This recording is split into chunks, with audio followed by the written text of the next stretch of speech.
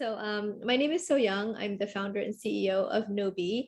And for those who have not already done so, I'm actually going to use Gnowbe to have my conversation with you so that we can engage. Because while I can see a few lovely faces, the rest are not showing your videos. And so as someone who likes to really engage in more human ways, and my topic is really about humanization and humanizing using tech, I would really love for everyone to engage with me, both through conversation, but also through the app.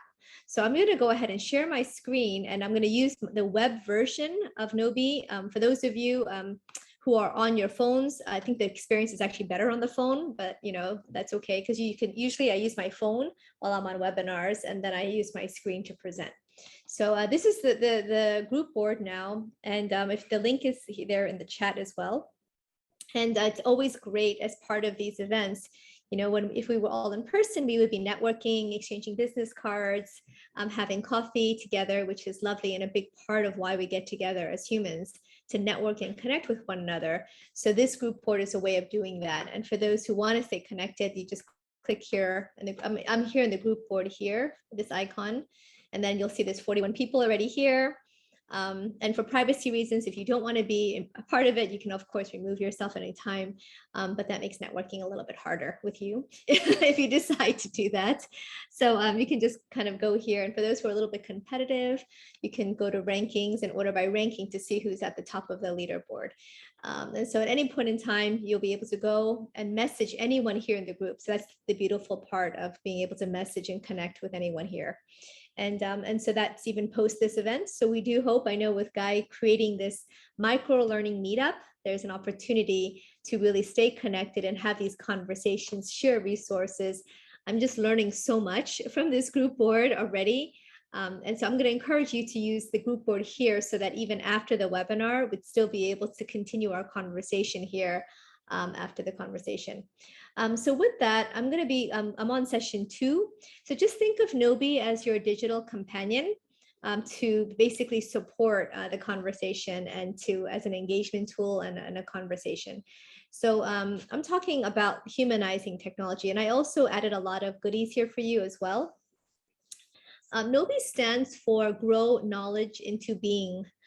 As a super nerd, I have a nerdy name. And people always ask, and they can't pronounce Gnowbe.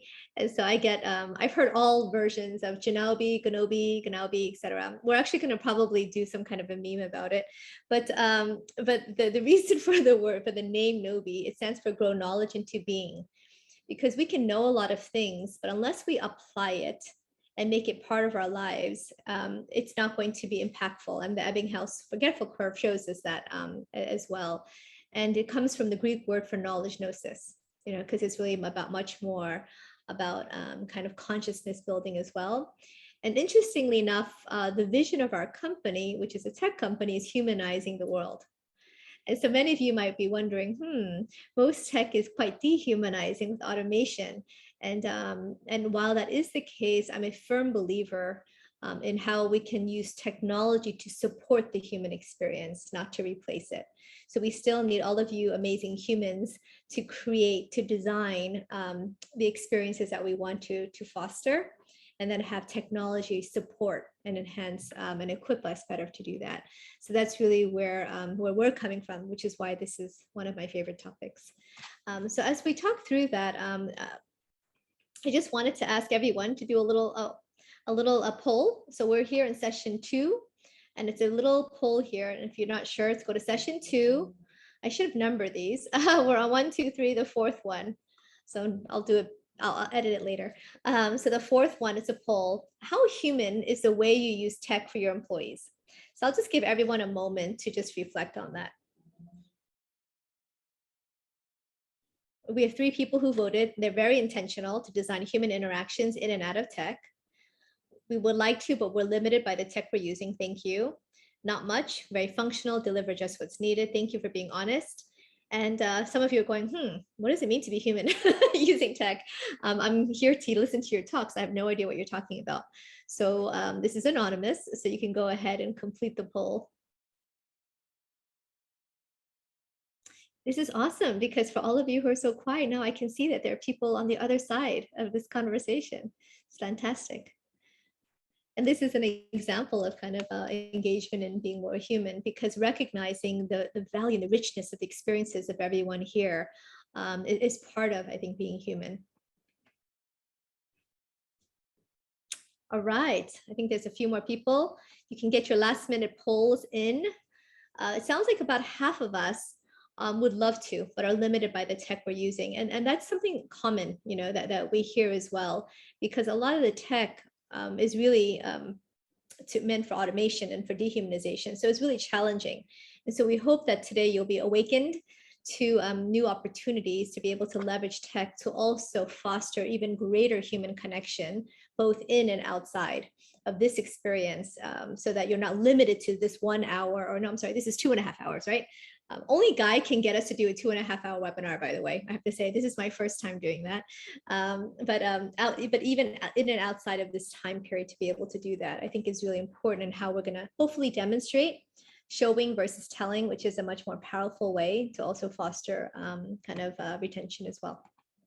So, you know, I'm a strong believer that, you know, we need technologies, and now, especially in the post-COVID world, we just have gone through this period of just being zoomed out and just tired, mental wellness issues, people feeling disconnected, remote work, and just people not really feeling connected anymore. And so what we're doing is we get on Zoom calls, you know, and then, you know, we think we're digital and we pat ourselves in the back, but we're not really connecting. And so I think there's really an opportunity to leverage tech to encourage employees to get to know each other, to deepen those experiences, and to foster connections in more human and personalized ways. And there's definitely opportunities, and I'm going to share some examples. You know, one story I'll just share is, oh, I'm going to share that with you, and then I'll share it in Gnowbe later. I just thought of it just now. During the pandemic in March, obviously our team, we're a global team. So we have folks in Slovenia, in Malaysia, in Singapore, in the US, the Philippines, you know, so we have people everywhere. And most of the time when we would do meetings, our dev team would never turn their camera on. They're engineers, they're a bit shy, and they don't like to turn the cameras on. And then you have a few people like me who talk a lot, you know, we're very outgoing, you know, we have our cameras on, you know, and then some people in between. And so when the pandemic first hit, you know, we said, we really need better ways to connect. So we created this thing called the Daily Pulse. And the Daily Pulse was really to just check in on everyone, daily poll to find out how people were feeling. And it was a very quick poll of, I feel happy, I don't feel happy. And then why do you feel that way? And then we have the teams rotate to design something super fun outside of work. Everything from emoji games to take a photo of your new workspace, to, you know, animals, to your favorite foods, to movies. And it really became this thing that we looked forward to doing kind of every single day. And it made us feel very, very connected. And I for the first time, I found out some of my colleagues had kids, because they had never, you know, turned their cameras on, never talked about it, because I saw pictures of their kids, you know, and then you started to see where people were working, because they were showing pictures of their workspaces. And one of my colleagues loves plants. And so now she's my go-to person of all plants. And I learned that using technology, right? So it was not something that I had anticipated, but it was just the opening and the welcoming inclusion of people who are not always comfortable with this form of communication. And so I think that was really important. We did launch something for the humans of the world, and we had about 20 or 30 global leaders share how they were experiencing the pandemic. So I'll definitely share with all of you, because I think this community would really love it. And now looking back on it 2 years later, it's almost like a digital historical record of the shared human experience during COVID, which was not expected at the time when we built it. So I'll share it with you guys. I laughed, I cried. I was confused, I was angry, and I experienced all those emotions as I went through every single day, connecting with other humans of the world, as we were also confused during that time. There's an article here. We're not going to have time to go through it, but I just I included it in the app, so you can go get extra bonus materials, and that'll just take you right out of the app to the article. And then there's also a video. I'm not going to go through the video right now, but this is a video around how even in topics like promoting diversity and inclusion, are ways of bringing people into the conversation. I just mentioned kind of introverts or people who are not as social versus not, but also from a cross-cultural perspective. And so we did an event in New York where we had heads of diversity and inclusion really talking about how to have tough conversations and also create a bit of safety for people to bring up topics of discussion around race. And now I think with identity, there are a lot of other challenges. So how do you actually have these conversations with tens of thousands of people? And because in a physical space, you're limited by time. So if you have a group of even 100 people in the room, not 100 people's voices can be heard. But in technology, you can have 100 voices heard because everyone can share. And so how do we then invite those voices and those opinions into the conversation? And so one of the things, that we talk a lot about, and I really loved the presentation we just had, and I'm just going to simplify the andragogy behavior design and gamification theories that we put together into something that we call MPPG. And that's really because this is a micro learning version, right? Because I can't remember all the theories, but what I can remember is an acronym, MPPG. So kind of micro learning is about focusing on the points that matter. And I really love that quote. So I think I'm going to ask you guys for the presentation in the quote because I just loved it, right? It's not about, things that matter. I think I'm getting that wrong, but I'd love to get that quote from you guys. And then on participatory, it's really about engaging and inviting all of you to be involved in this experience as opposed to me just talking at you. And so for those of you who are in the session, I do encourage you to just jot your notes here and so that you can participate and then we can have a dialogue. And so by doing that, the learning becomes very personalized to you. So there are dozens of people on this call right now, and all of us are hearing similar things, but we're all taking away something different.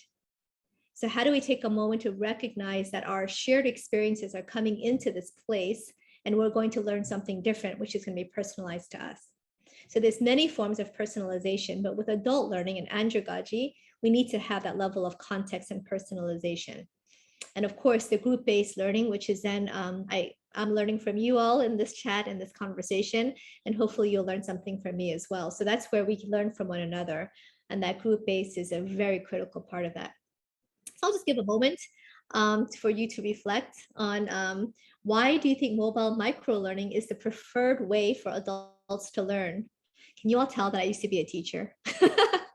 And so when I do workshops, I love experiential learning, but why is mobile microlearning the preferred way for adults to learn in the 21st century? And I'm going to write my answer so you can see.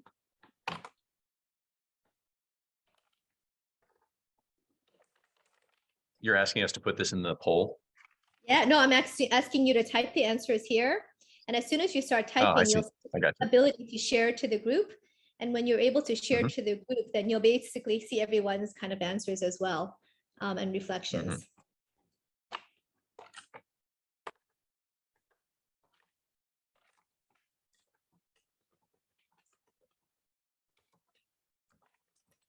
This will be my answer. And I'm looking forward to yours as well. So I'll give everyone a minute to do that.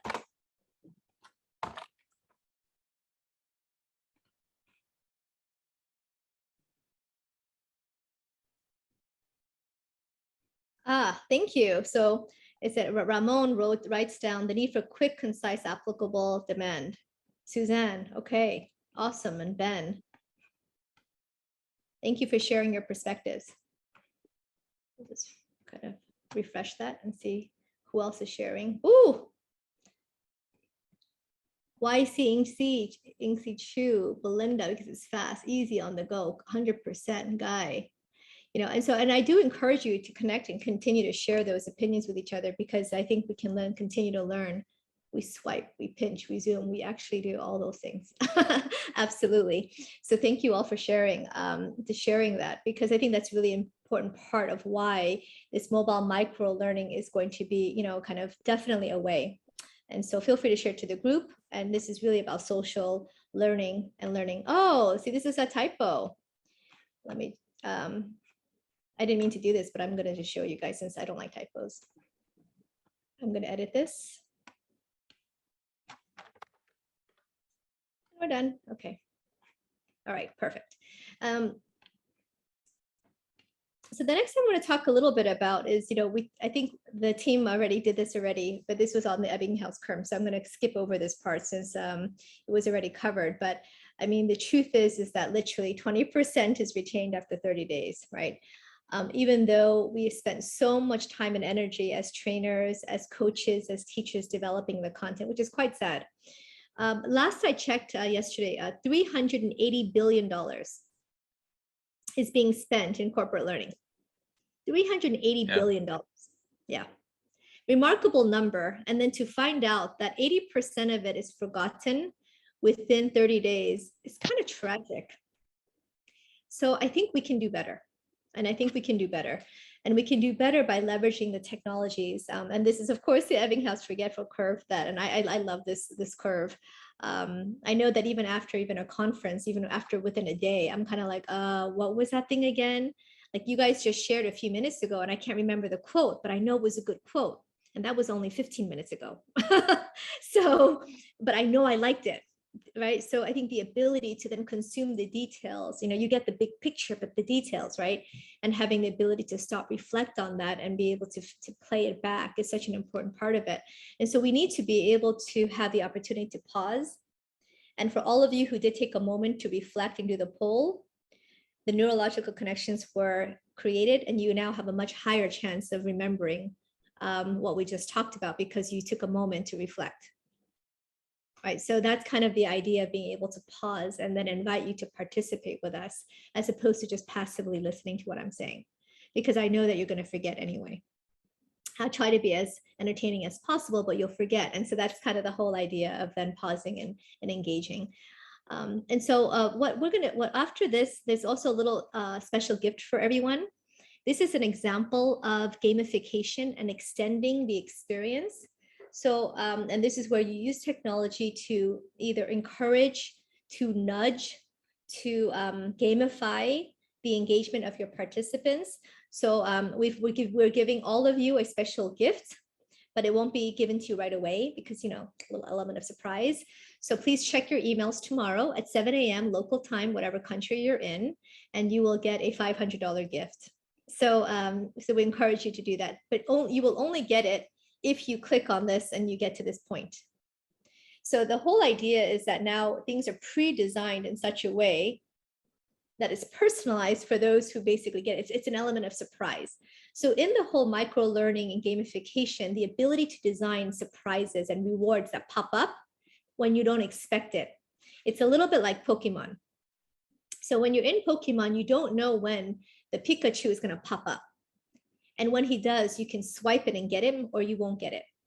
And so similarly, we've actually built in these pop-ups and these rewards that you can pre-design to create a sense of surprise and a sense of wonder, because adults need multiple sensory kind of experiences, and we're multimodal, and we will not learn in one specific way all the time. So it's really important then to think about those designs as well. And so, I'm actually talking more than I normally do. I usually like to stop at some point, but and engage with everyone. But I think the idea of how we design content now, which is really the key, is how do we design that in more human, experiential, gamified ways? And so there's two concepts I think are really important. We have micro-learning, which is what this whole meetup is about. And interestingly, all of us are talking about instructional design. And I think if you just take micro-learning alone, it will not have the impacts and effects that we all have for retention and for application. It has to be married with instructional design in order for us to have the desired impact in terms of retention and application. So that's where this idea of practice, of skills development, behavior, daily nudges, all the things that we're talking about, reflections, applications, sharing, having discussions, is then really critical to being able to do that.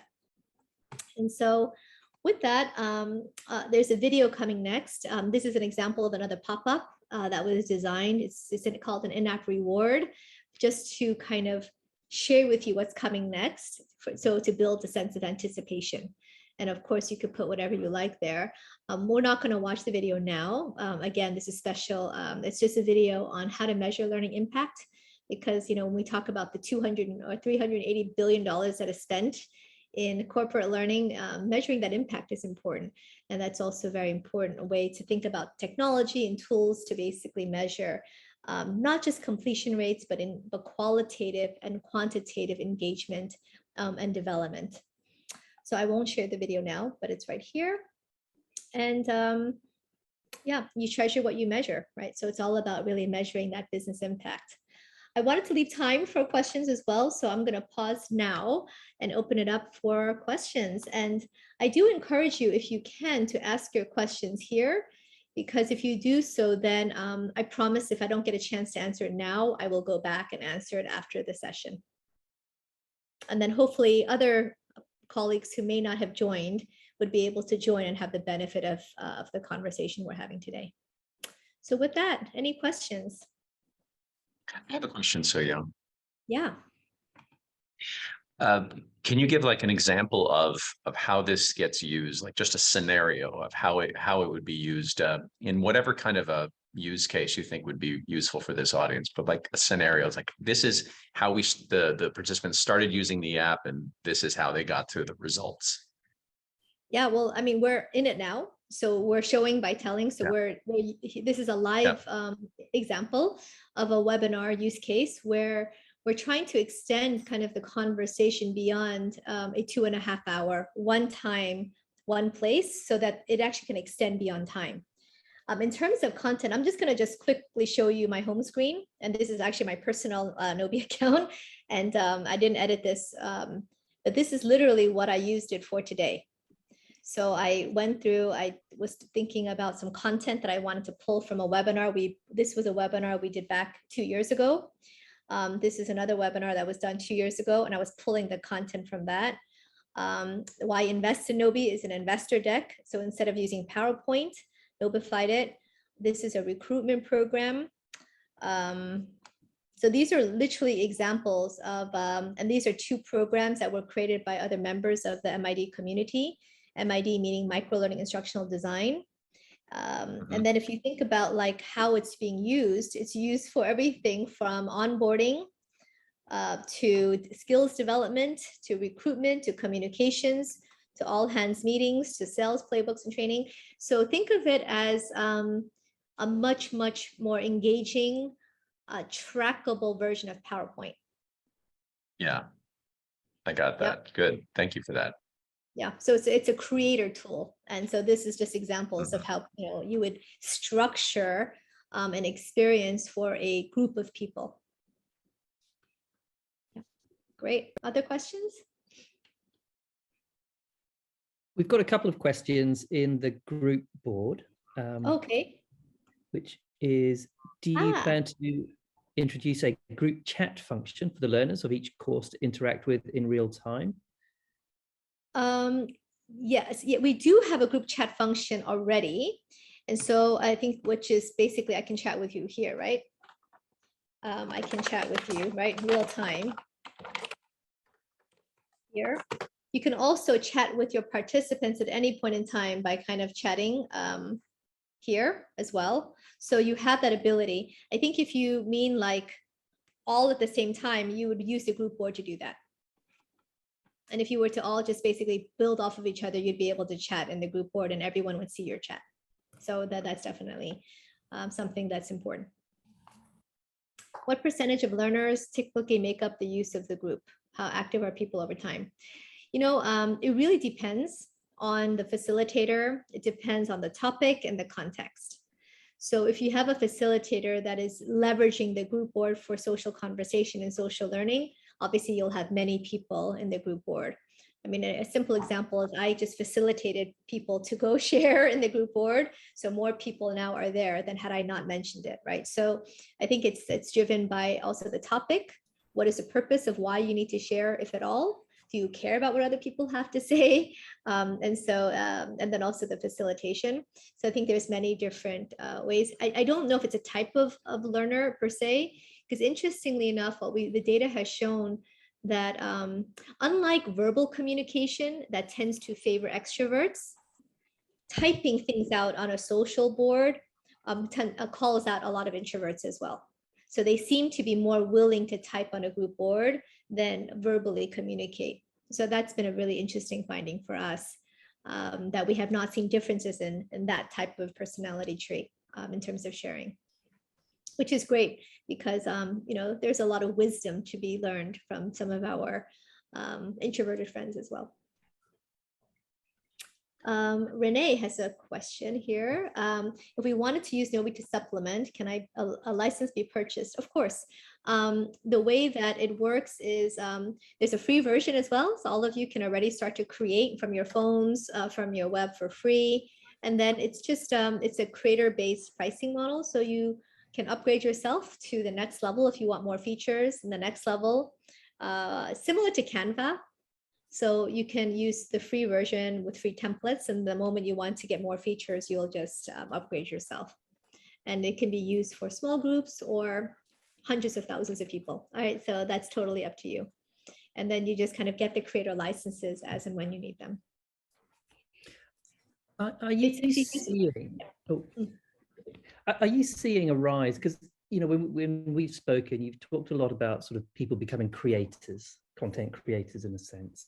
Yeah. And for me, it seems like quite a new thing for this idea of content creation in learning. Right? It is. But obviously that's a natural progression because things are opening up all the time, and platforms like Gnowbe are really embracing that, but at the same time promoting it. Are you seeing this shift, albeit gradual perhaps, of learning departments recognizing that actually, you know, this idea of sort of learning in the hands of a few is perhaps changing, and everybody's almost has the possibility to become a creator now? It's a fantastic point, actually. And thank you for bringing it up. The interesting, so I'm going to separate now different people. You have your instructional designers who in the past with e-learning design were meant to just take a piece of content and digitize it, i.e. make a video, and then put that video into a system. So the personality of the instructional designer never really showed up. They were always meant to be them in the back and just do the actual digitization work, right? Then you have kind of trainers who we pay them the big bucks, you know, because they are facilitating, they're bringing their personality and all their great content into that experience. And we pay them thousands of dollars a day to facilitate because of their engagement. So they bring their personality. And that's the difference between a $1,000 workshop versus a $10,000 is really the quality of the facilitator. So the idea of bringing your personality into the design of your content is really what we're going for. We're saying, let's take that human experience of that facilitator, that trainer, that engaging person, your personality, that in the design and the creation process, let's have it come. If you're funny in real life, be funny, right, in Gnowbe. If you are serious, be serious in Gnowbe, right? So kind of embedding that personality into it to humanize, so that you have a voice and you're having an engagement with another person, not just a technology. So that's kind of, that's a massive mindset shift, right? Because now I'm going from dehumanizing myself by just focusing on the content to now like bringing my personality into it in a digital platform as I do in person, but I never did it on platforms before. So now how do I do that? So there's this, we naturally do it, but how do we do it in technology? So there's definitely that mindset shift that's definitely taking place that's needed. The other part of what we're talking about too is the idea of content creation. I would argue that anyone who creates a PowerPoint presentation, a Word document, a YouTube video, an Instagram post are all content creators. We are all content creators. And PowerPoint tends to be the dominant tool that we use for training and for communications and for webinars. It was not designed for engagement. It was not designed for interaction, nor was it designed for tracking. It was designed for the communication of one-way messages. And so now if we have an opportunity, and the truth is there wasn't tech a few years ago that was designed for this kind of engagement, which is why I founded the company, because I wanted to create something that was more human and connected. And so, you know, I think now we have the ability to reimagine what is the intended outcome or objective of my communication. Is it that I want people to passively listen to me, or do I want to engage with them? And if I want to engage, now I think we can think of different kinds of tools to use to do that better.